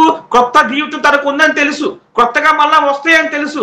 తనతో వచ్చిన వాటితో ఇంకా కొద్ది కాలం, ఇంకా 30 సంవత్సరాలు హాయిగా బ్రతకొచ్చని రాబోయే వాటిని ఊహించుకొని శ్రమను అనుభవించింది. అలాగే ఈ రోజు కూడా నీ ఆత్మ ఎక్కడ కూడా తగ్గకూడదయ్యా, ఎక్కడ కృంగిపోకూడదు. ఎలాంటి సిచ్యువేషన్స్ వచ్చినా జీవితంలో డూ ఆర్ డై సిచ్యువేషన్ ఏదొచ్చినా, ఎంత భయంకరమైన పెను ప్రమాదాలు జరిగినా నువ్వు ఎప్పుడు అధైర్యపడకూడదు. బాహ్య పురుషుడు కృషించిపోతున్నాడు, ఆత్మీయత మాత్రం పోగొట్టుకోకూడదు. ఎందుకు తెలుసా? రాబో వాటిని కోసం మనం ఎదురు చూడాలి, రాబోయే పరలోకం కోసం. ఆయన చేసే అనేక ఆత్మ సంబంధం మేలు పొందులాగున మనం ఏం చేయాలి? ఎదురు చూడాలి, పక్షిరాజు వలె. చాలా మంది చూడండి, చాలా మంది నేను మాట్లాడిన వాళ్ళతో చాలా మంది విశ్వాసులు కూడా అండి, దేవుడు తెలుసు, కొన్ని సంవత్సరాల మందిరానికి వచ్చి ఉంటారు, బైబిల్ బాగా తెలుసు, కానీ శ్రమలు వచ్చినప్పుడు అండి గిల్ల గిల్ల గిల్ల గిల్ల కొట్టుకుంటారు. ఒక ఆవంటది మాకు తెలిసినామా, అయ్యా ఈ శ్రమలు దేవుడు నాకే పెట్టబోతే ఏమైంది? ఏందమ్మా శ్రమలు నాకే పెట్టకపోతే ఏమైంది? దేవుడికి నేనే దొరికేనా? ఏంది? తప్పు కదండి, తప్పు కదా. దేవుడు మాట అన్నాడు, ఆయన శోధించినప్పుడు శోధనలో ఎలా తప్పించుకోవాలో, శ్రమలో ఎలా తప్పించుకోవాలో మార్గాన్ని కూడా ఆయనే చూపిస్తాడు. అది కూడా మనుషులు భరించే అంతవరకే ఆయన శోధిస్తాడు అన్నట్లు శోధన జరుగుతున్న బైబిల్ గ్రంథంలో ఉంటుందండి. మరి దేవుడు ఇచ్చే శోధన మరి లేకుంటే ఈ శ్రమలో అల్పకాలం కదా. ఒక్కొక్కరు జీవితాలండి ఒక్కో శోధన మించి ఇంకో శోధన, ఇది తప్పించుకున్నామంటే ఇంకోటి, దెబ్బ మీద దెబ్బ, శ్రమ మీద శోధన మీద శోధన, శ్రమ మీద శ్రమ, ఇలా జరుగుతూనే ఉంటాయని గొక్క తిప్పుకోకుండా, ఊపిరి ఆడకుండా అనేక సందర్భాలు మన జీవితంలో జరగవచ్చు. అయినంత మాత్రానండి దేవుణ్ణి వదిలేయకూడదు. అదే కదా దేవుడు కోరుకుంటుంది. యోబు జీవితంలో ఎన్నో వచ్చినాయి. అలా షడ్రక్ మేషక్ అబేద్నెగోలు అగ్నిగుండం లేస్తానంటే ఏం చేశారు? దానియేలు సింహాల బోన్లో ఉంచినప్పుడు ఏం చేశాడు? ఎంతమంది భక్తుల చరిత్ర దేవుడు ఎందుకు రాపించాడు తెలుసా? ఇలాంటి అగ్ని వంటి మహాశ్రమలు వచ్చినప్పుడు నీ ఆత్మీయతను పోగొట్టుకోకుండా ఆత్మ పురుషుడు దినదినాభివృద్ధి బాహ్య పురుషుడు కృషించిపోయినా షడ్రక మేషక అబేద్నెగోలు అగ్నిగుండంలో వేస్తే ఏమవుతారు? కాలిపోతారు. ఆ శరీరం పోతే పోయింది, ఆత్మ మాత్రం పరలోకి వెళ్తది. దానిని సింహాలు బోన్లు ఎత్తే ఏమైంది? సింహాలు పీక్కుతుంటాయి శరీరాన్ని. బాహ్య పురుషుడు కృషించిపోయిన ఆత్మీయ పురుషుడు దినదాభివృద్ధి పొందాలి, పరలోకి వెళ్ళిపోతుంది ఆత్మ అని ఆనాటి భక్తులు కూడా మరి రాబోయే వాటి కోసం ఎదురు చూశారు. ఈ లోకంలో అశాశ్వతమైన వాటి కోసం ఎదురు చూడలేదండి.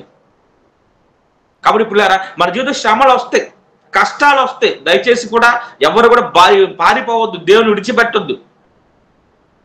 ఒక ఆవిడ మాకు తెలిసినవే, యేసుప్రభువుని నమ్ముకుంటే శ్రమలు వస్తాయి, అసలు ఇబ్బందులు వస్తాయి అని ఆ చర్చికి రావడం ఆపేసిందండి. ఎందుకమ్మా నువ్వు ఆపేసావని అడిగితే, ఆ యేసుప్రభువుని నమ్ముకుంటే బాధలు ఇబ్బందులు కదండి, అసలు రాకపోతే శ్రమలే రావు అంటే, లోకంలో ఉంటే ఎప్పుడు నీకు శ్రమ రాలేదా? లోకంలో ఉన్నవాడు సావలేదా? లోకంలో ఉన్నవాడికి జ్వరం రాలేదా? లోకంలో ఉన్నవాడు హాస్పిటల్కి వెళ్ళట్లేదా? దేవుళ్ళు ఉన్నోడికి వస్తున్నాయా? ఒకసారి ఆలోచించండి. పిచ్చి మాటలు, పిచ్చి ఆలోచనలు కదా ఇవి. జరగదు. ఎవడికైనా నువ్వు మందిరానికి రాకపో, దేవుడు నమ్ము ఎవరికైనా వస్తుంది. ఎవడైనా వస్తాడు, చర్చికి వచ్చే వస్తాడు, రాకపోయినా చచ్చిపోతాడు. కానీ చర్చికి వచ్చి దేవుడు నమ్ముడికి ఒక ఇది ఉంటుంది. ఏంది? మనకి నెక్స్ట్ జీవితం ఉంది, పరలోకం అనేది ఉంది, నమ్మకం. దేవుడు నమ్మితే శ్రమలు వస్తాయి. ఒక చర్చికి రావడం మానేస్తుందండి. ఇది అబద్ధం కాదు, నిజం. శ్రమలు వస్తానే చర్చికి వస్తే శ్రమలు వస్తాయి అంటున్నారు. నాకు నిజంగా శ్రమలు వస్తానే మానేస్తే రావనుకుని మానేస్తుంది. ఆ చచ్చిపోయింది, ఇప్పుడు లేదులేండి. చూడండి, బాహ్య పురుషుడు కృషించినను ఆంతర్య పురుషుడు అంట దినదినాభివృద్ధి పొందాలి. అది దేవుడు మాట్లాడుతున్నాడండి. ఎన్ని ఇబ్బందులు, ఎన్ని కష్టాలు వచ్చినండి, దయచేసి దేవుని వదలొద్దండి. నిజంగా అండి, చాలా మంది జీవితాలు ఇక్కడ చూస్తే, ఇక్కడ మీరు వింటున్న మీరైనా, చెప్పే నేనైనా, ఎన్నో ఒడిదులు తట్టుకుని నిలబడ్డాం కదండి ఇన్నాళ్ళు. ఎంతో మంది అవమానపరిచారు కదా, ఎంతో మంది బాధపరిచారు కదా, ఎన్నో ఇబ్బందులు పడ్డాం కదా, ఎన్నో శ్రమలు అనుభవించాం కదండి. మరి వీడికి అధైర్యపడి వెళ్ళిపోతే ఎట్లా పిల్లారా? దయచేసి ఒకసారి గమనించండి. దినదినాభివృద్ధి పొందాలి. శ్రమలు వచ్చే కొందరు రాటు తేలాలి నీ ఆత్మీయత. ఇబ్బందులు వచ్చే కొందరు రాటు తేలాలి. అదే చెప్పే ఒకసారి బాల్ని అంటే రబ్బర్ బాల్ని తీసుకుని నేలకేసి గట్టి కొడితే ఏమైంది? పైకి లేసిద్ది. నువ్వు ఎంత ఎత్తు గట్టి కొడితే, ఎంత గట్టి కింద కొడితే అంత ఎత్తు పైకి లేసిద్దండి. క్రైస్తవుడు అలా ఉండాలి. ఎవడో నేను గట్టిగా తొక్కుతున్నాడు, అదం తొక్కుతున్నాడు, లేదా శ్రమలను ఇబ్బంది పడుతున్నాను, నేను పాతాళం తొక్కి భయపడుతున్నాను, నువ్వు భయపడకూడదు. ఎంత గట్టిగా నేలేసి కొడితే అంత ఎత్తు పైకి లేసిద్ది బాలు. అలాగే క్రైస్తవుని కూడా ఎవడైనా ఏమి చేయాలన్నా, లేదా దేవుడిని నమ్ముకుని వాడిని ఇబ్బంది పెట్టాలన్నా, శ్రమలైనా ఏదైనా అండి, నీ ఆత్మీయ జీవితాన్ని ఎదుగుదల కోసమే గుర్తుపెట్టుకోండి. షార్ప్నెస్ చేస్తాయి, నిన్ను పొదును పెడతాయి. శ్రమల వలన యేసుప్రభువు మాట్లాడుతాడు, శ్రమల వలన విధేయత నేర్చుకున్నాడు, శ్రమల వలన ఆత్మీయత పెరుగుతుంది, శ్రమల వలన ఎలా బ్రతకాలో నేర్పిస్తుంది. నీకు కూడా మన జీవితాల్లో ఒక్కోసారి నమ్మిన వాళ్ళే మోసం చేయొచ్చండి. మన అనవాడే మనల్ని మోసం చేయొచ్చు, మన అనుకున్నవాడే మనల్ని వెన్నుపోటుపడవచ్చు, సహోదరులు మనం అవమానపరచవచ్చు. ఎన్ని శ్రమలే. కృంగిపోతే ఎట్టండి చిన్న చిన్న వాటికి. చాలా మంది వస్తారు చిన్న చిన్న వాటికి ఆత్మహత్యలు చేసేసుకుంటారు. కారణం ఉండదు, పోవడం ఉండదండి. సూసైడ్ చేసేసుకుంటారు చిన్న చిన్న వాటికి. కష్టాలు వచ్చినాయని, బాధలు వచ్చినాయని. ఈ కాన్సెప్ట్ తెలియటంలా వాళ్ళకి. ఈ యొక్క దేవుడు చెప్పిన మాట తెలియటంలా. ఒక మాట అన్నాడు దేవుడు అండి, ఒక మాట అన్నాడు. ప్రకటన గ్రంథం శ్రమలు ఎన్నాళ్ళు ఉంటాయండి? ప్రకటన గ్రంథం 2వ అధ్యాయం 10వ వచనం. ప్రకటన గ్రంథం 2వ అధ్యాయం 10వ వచనం. ఇదిగో శోధించబడినట్లు అపవాది మీలో కొందరిని చెరలో వేయింపబోచున్నాడు. అపవాది మీలో కొందరిని చెరలో వేయింపబోతున్నాడు. 10 దినములు శ్రమ కలుగును. 10 దినములు శ్రమ కలుగును. మరణము వరకు నమ్మకముగా ఉండుము. మరణము వరకు నమ్మకముగా ఉండుము. నేను నీకు జీవ కిరీటం ఇచ్చేదను. నేను నీకు జీవ కిరీటము ఇచ్చేదను. చూడండి ఎన్ని రోజులు? 10 దినములు శ్రమ కలుగును, మరణం వరకు నమ్మకం ఉన్నాడు. అంటే శ్రమలు అనే కొద్ది కాలమే నాయన, కానీ నమ్మకం ఉండాలి. నీ జీవితంలో డూ ఆర్ డై సిచ్యువేషన్ వచ్చి ఉండొచ్చు. బ్రతకడం లేక చచ్చిపోవటం.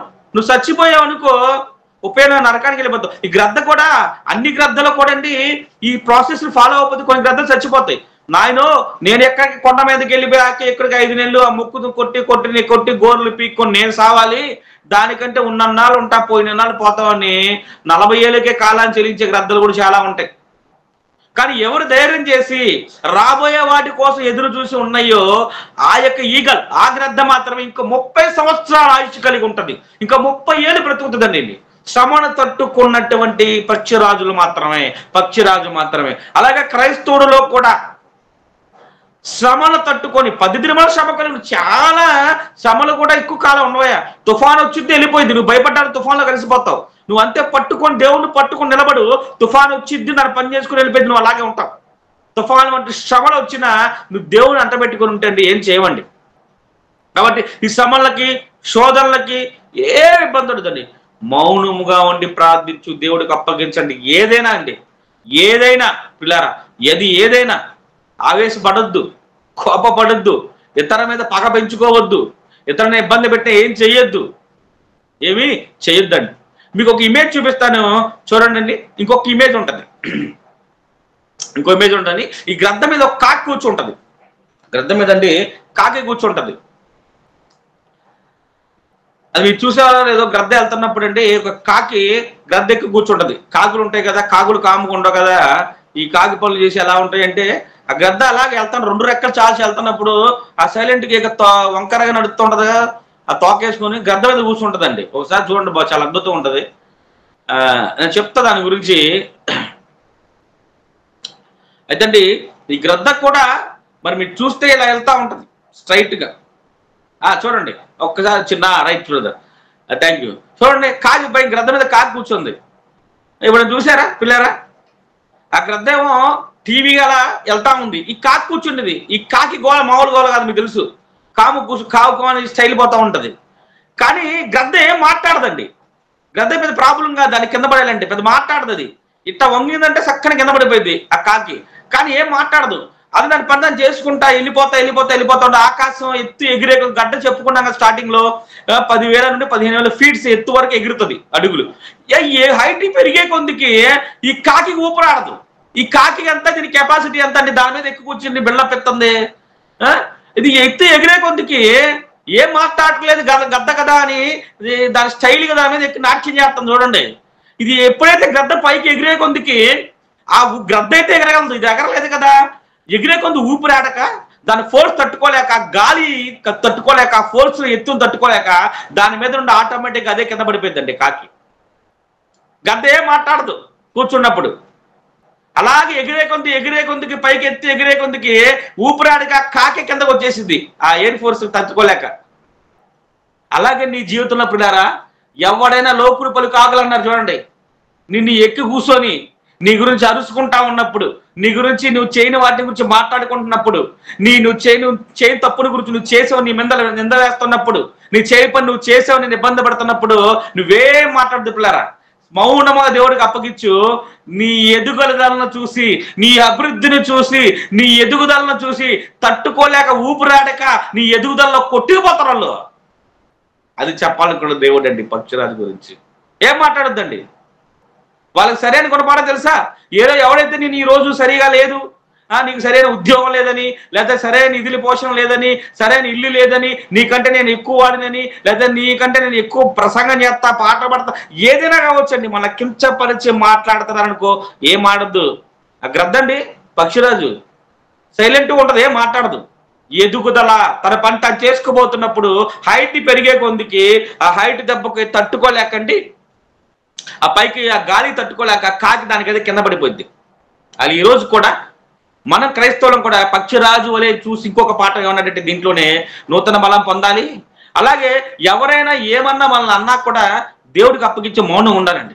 మన ఎదుగుదలను చూసి, మన అభివృద్ధిని చూసి వాళ్ళే కట్టుకొని పోతారు, దాంట్లో నిలవలేరు, మన ముందు నిలవలేరు. అలా చేయగల మన దేవుడు అండి, ఎంత గొప్పవాడు మన దేవుడు. కాబట్టి పిల్లారా, పక్షిరాజు యవనం వల్లే నీ యవనము కొత్తదగాలి. ఇంకో మాట చూసుకుందాం, 2 కొరింథీ రాసిన పత్రిక 2 కొరింథీ 5వ అధ్యాయం 2వ వచనం చివరి 2 కొరింథీ 5:2. మనము దిగంబరులము కాక వస్త్రం ధరించుకున్న వారంగా కనబడుదుము. కాబట్టి కాబట్టి పరలోకం నుండి వచ్చి మన నివాసము పరలోకం నుండి వచ్చి మన నివాసము దీనిపైన ధరించుకొనని అపేక్షించుచు దీనిపైన ధరించి అపేక్షించుచు దీనిలో మూలుగుచున్నాము. దీనిలో ములుగు చాలండి. అంటే ఒక క్రొత్త రూపాన్ని మనం పొందుకుంటాం. అందుకే ఈ శరీరమును దేవునికి సమర్పించాలని దేవుడు మాట్లాడుతూ ఉన్నాడు. క్రైస్తవ జీవితంలో ఎదురయ్యే ఒడిదుడుకుల్ని పక్షిరాజు వలె ధైర్యంగా ఎదుర్కోవాలండి. ఎదుర్కొని మహిమా శరీరము ఈ దేహము పైన ధరించుకోవడానికి ఎదురు చూసేవారిగా మనం ఉండాలి. పక్షి అయితే ఎట్లయితే నూతన బలాన్ని పొంది నూతన మళ్ళా ముక్కుని అండి గోలని రెక్కలు అలాగే మరి పైన రెక్కలను ఎలా పొందుతుందో అలాగే మనము కూడా ఈయన శ్రమను అనుభవించిన తర్వాత మహిమా శరీరాన్ని పొందుతాం. ఈ లోకంలో శ్రమకాలం పక్షి అయితే 150 days, ఒక పక్షిరాజు ఒక 5 months ఉండొచ్చు. కానీ మన జీవిత కాలంలో కూడా ఎన్నో శ్రమను అనుభవిస్తూ ఉంటే మనకు కూడా ఒక నూతన దేహాన్ని మహిమా దేహాన్ని మార్చుకొని పరలోకం చేరుకుంటాం. శ్రమలు తట్టుకొని భూలోకం దేవుడి కోసం నిలబడిన వాళ్ళండి. అప్పుడు దేవుడు మన పరలోకం చేర్చే వరకు ఉంటాడు. ఇది పక్షిరాజు గురించి దేవుడు నేర్పుతున్నటువంటి ఒక యవన గొరపాఠం అండి. చూడండి ఏమన్నాడు, పక్షి గురించి మాట్లాడి పక్షి కూడా చూసి కూడా విమానాలు కనిపెట్టి మీకు తెలుసు లేదు. ఈ గ్రద్దని చూసి విమానాలు కనిపెట్టారండి. గ్రద్ద కూడా మిగతా పక్షులు ఎగురుతుంటే గ్రద్ద ఒక్కసారి ఇట్లా రెక్కలు కొట్టిందండి. కొన్ని సెకండ్లు కొన్ని నిమిషాల పాటు అంతే ఫ్లై చేస్తూ ఉంటది. విమానం కూడా ఈ గ్రద్దని చూసి కనిపెట్టేది పక్షిని చూసే. ఎందుకంటే విమానం కూడా చూడండి ఫ్లై అయిన తర్వాత ఒక్కసారి ఇట్లా వంగిద్ది, మళ్ళీ ఇటు తిరుగుతుంది, మళ్ళా వెళ్ళిపోతుంది. గ్రద్ద కూడా అండి ఫాస్ట్ గా తన ఊపు కోసం ఏం చేస్తుందంటే సైడ్కి వంగిది వెళ్ళిపోతా ఉంటది. దేవుడు చేసిన సృష్టిని చూసి విమానం తయారు చేశారు. వాళ్ళకి కొత్తదేం కాదు వాళ్ళకి. అని దేవుడు చేశారు పక్షిని, దాన్ని చూసి చేశారు వీళ్ళు. అంటే పక్షిరాజు ఎంత స్పెషాలిటీ చూడండి ఒకసారి. పక్షిరాజు నేర్చుకున్నాం పిల్లరా, చాలా యవనం చాలా ప్రాముఖ్యమైన నేర్చుకున్నాం. పక్షిరాజు యవనం వల్ల నీ యవనం కృత దగాలన్న దేవుడి మాట వెనుక ఇంత పెద్ద సంకల్పం ఉంది దేవుడిది. దాన్ని చూసి నేర్చుకోమన్నాడు. ఒక పక్షి ఇంత పెద్ద పాట నేర్పించిందండి. సుమారు 45 నిమిషాలు నేర్చుకున్న ఒక పక్షి రాజు 40-45 నిమిషాలు ఇంత పెద్ద మాట చెప్పిందంటే బైబిల్లో ఉన్న ప్రతిదీ కూడా ఎంత నేర్పిస్తే అర్థం చేసుకోండి అండి. నా 70 ఏళ్ళు బ్రతుకుతాను, 40 ఏళ్ళు వచ్చినప్పుడు డూ ఆర్ డై సిచ్యువేషన్ వచ్చినప్పుడు ఎత్తైన శిఖరం మీదకి వెళ్ళి ముక్కును కొట్టుకొని కాళ్ళు గోళ్ళు పీక్కొని రెక్కలు పీక్కొని ఈకలు పీక్కొని మరి ఎందుకు నూతన జీవితం రావాలి. ఎప్పుడైతే చేసిద్దో మళ్ళా 30 సంవత్సరాలు తనకి జీవితంలో ఆయుష్ని పెంచుకొని 30 సంవత్సరాలు ఎక్స్ట్రా 70 సంవత్సరాలు బ్రతికిద్దండి 40+30 కలిపి. అలాగే ఎగురుతున్నప్పుడు ఎన్నో ఇబ్బందులు అవుతున్నప్పుడు కాకి చూసారు గట్ట కూర్చున్న పైన ఏం మాట్లాడదు గద్ద. ఎదిగే కొంది పైకి ఎగిరే కొందికి ఆ కాకే కింద పడిపోయిందండి. అలాగే మన జీవితాల్లో లోకులు పలు కాకులు అంటుంటారు. ఎవడేమన్నా కూడా ఏం పట్టించుకోవద్దు. దేవుడి కోసం నీ యొక్క జీవితాన్ని సాగించి నీ పయాన్ని సాగిస్తే వాళ్ళే కొట్టుకుపోతారు. వచ్చిన వాళ్ళు నీ అభివృద్ధిలో కొట్టుకుపోతారండి. కాబట్టి పిల్లరా, శ్రమలు వచ్చినప్పుడు కొంగొద్దు. ఒకటి కాన్సెప్ట్ అంటే దేవుడు చెప్పదలుచుకున్నాడు. శ్రమలు వచ్చినప్పుడు కొంగొద్దు. నీ ఆత్మ జీవితంలో దినదాభివృద్ధి పొందాలి. బాహ్య పురుషుడు కృషించుతున్నాడు. బాహ్యంగా ఎన్నో కష్టాలు ఇబ్బందులు ఉండొచ్చు. ఫిజికల్ గా కొంతమంది స్ట్రాంగ్ గా ఉండకపోవచ్చు. కానీ అందుకే దేవుడు అన్నాడు. కొంతమంది చూడండి తాత అంటే నేను తాత ఎందురా, నేను పైకి అలా ఉంటాను కానీ నేను లోపల మాత్రం ఎవరు ఉన్నాయి ఇంకా అంటుంటారు. నా ఆలోచనలు యవనంలో ఆలోచనలు అంటుంటారు చూడండి. అలాగే పిల్లారా, మన బాహ్య పురుషుడు కృషించినాను. శరీరంలో ఎంత ఇబ్బందులు ఉన్నా ఆత్మ మాత్రం ఎప్పుడు ఆత్మీయతలో ఎదగాలి పిల్లారా. ఎందుకంటే ఎప్పుడైతే ఈ శ్రమను మనం ఎదుర్కొంటామో, ఎలా అయితే ఈ పక్షిరాజు నూతన జీవితాన్ని పొందిద్దో మరలా మనం కూడా ఈ నూతన జీవితాన్ని పొందగలం. మన జీవితంలో ఉత్సాహంగా దేవుడి కోసం పనిచేయగలం, మహిమా శరీరాన్ని ధరించుకోగలం, దేవుడు రాజ్యానికి వారసులు అవ్వగలం అండి. కాబట్టి అద్భుతమైన విషయాన్ని చెప్పాడు. ఇంకొకసారి బ్రదర్ ఆ వీడియో ప్లే చేసి ముగించేద్దాం. ఇంకొకసారి చూడండి ఆ వీడియో, ఇంకొకసారి 1 minute వీడియో, మళ్ళీ అదే వీడియో ఒక్కసారి ప్లే చేయండి, ఒక్కసారి వినండి, మళ్ళా ఇంక ముగించేద్దామండి. చాలా బాగుంటుంది. ఇందా చూసిందే ఇంకొకసారి చూడండి. ఇది ఓ గ్రద్ద కథ. అది 70 సంవత్సరాల వరకు జీవించగలదు. కానీ ఆ వయసును చేరుకోవడానికి కఠినమైన నిర్ణయాలు తీసుకుంటుంది. తన 40 సంవత్సరాల వయసులో అంతకాలం ఆహారాన్ని ఒడిసి పట్టుకునే ఆ గోళ్లు ఇక ఎక్కువ కాలం సహకరించవు. తన పొడవాటి పదునైన ముక్కు వంగిపోతుంది. పెరిగిన వయసుతో పాటు మందంగా మారిన ఈకలు శరీరానికి అంటుకొని ఎగరడానికి వీలు లేకుండా చేస్తాయి. అప్పుడు గ్రద్దకు కేవలం 2 అవకాశాలుంటాయి. ఒకటి, చచ్చిపోవడం, లేదా బాధాకరమైన ఆ సమస్యను అధిగమించి బ్రతుకును కొనసాగించడానికి తనని తాను మార్చుకోవడం. ఆ మార్పు కోసం ఎత్తైన పర్వతంపైకి చేరుకుంటుంది. తరువాత వంగిపోయిన తన ముక్కును ఒక రాతిపై కొట్టుకుంటుంది. ఎంతసేపో తెలుసా? ఆ ముక్కు ఊడి పడిపోయేంత వరకు. ఆ తరువాత కొత్త ముక్కు పెరిగేంత వరకు వేచి ఉంటుంది. ఆ ముక్కు పెరుగుతూనే అంతకాలం ఎగరడానికి వీలు లేకుండా అడ్డుగా నిలిచిన ఆ పాత ఈకల్ని పీకేయడం మొదలు పెడుతుంది. బాధను భరించి ఎదిగే స్థాయికి తనలో మార్పును తెచ్చుకుంటుంది.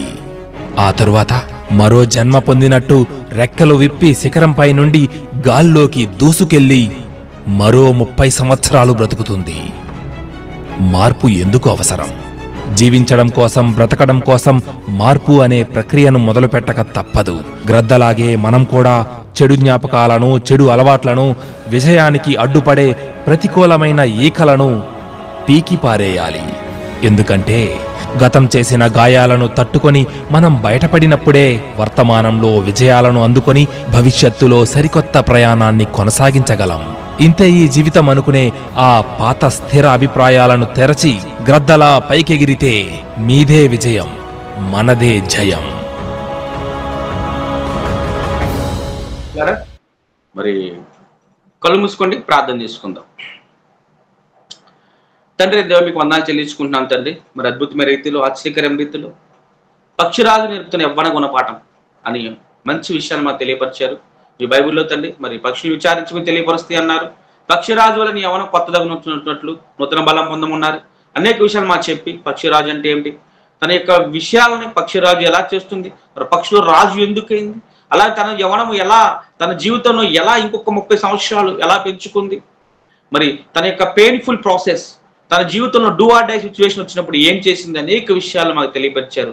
ఎట్లయితే పక్షిరాజు తన జీవితంలో మరి భయంకర సిచ్యువేషన్ ఎదుర్కొన్నప్పుడు మరి సుమారు ఒక 5 నెలలు మరి ముక్కుని గోళ్ళని పెరుగుకుంటూ ఈకలు తీసుకుంటూ మరి తన కొత్త ఈకలు, కొత్త రెక్కలు, అలాగనే తండ్రి కొత్త గోళ్ళు, కొత్త ముక్కు వచ్చేంతకు వెయిట్ చేసి కష్టాన్ని అనిపించి బాధ అనిపించిందో, అలాగే మేము కూడా శ్రమ దినాలు వచ్చినప్పుడు, మా జీవితంలో చావు బ్రతుకు సిచ్యువేషన్స్ వచ్చినప్పుడు మేము కూడా అధైర్యపడకుండా తండ్రి మాకు రాబోయేటువంటి బహుమానం కోసం ఎదురు చూస్తూ మరి మా జీవితాన్ని శ్రమలో ముగించుకోనకుండా రాబో బహుమానం కోసం ఈ శ్రమను తట్టుకొని ఉంటే మాకు కూడా తండ్రి అద్భుతమైన పరలోకాన్ని ఇస్తున్నారు. బాహ్య కృషి కృషించను, ఆత్మపురుషుడు దినదినాభివృద్ధి పొందుతుంది అన్నట్లుగా తండ్రి శరీరంలో ఎంత ఇబ్బందులు ఉన్నా, శరీరానికి ఎంత కష్టాలు అనుభవిస్తున్నప్పటికీ తండ్రి ఆత్మ దినదినాభివృద్ధి పొంది తండ్రి పరలోకి వచ్చేందుగా మరి అనేక గొప్ప విషయాలను రాత్రికాల సమయంలో మాకు మరి నేర్పించిన దాన్ని మీరు తెలియజేసుకుంటూ చెప్పబడిన వాక్యం మొదటిగా నేర్కటి ఫలించి అనేక ఆత్మ సంబంధం మేలు పొందుటకు, తద్వారా మేము మమ్మల్ని పరలోక రాజ్య వారసులు చేయటకు సహాయం దయచేయమని ఈ కార్యక్రమం నిర్వహిస్తున్న బ్రదర్ని, అలాగే బ్రదర్ శ్యాంబాల్ గారిని,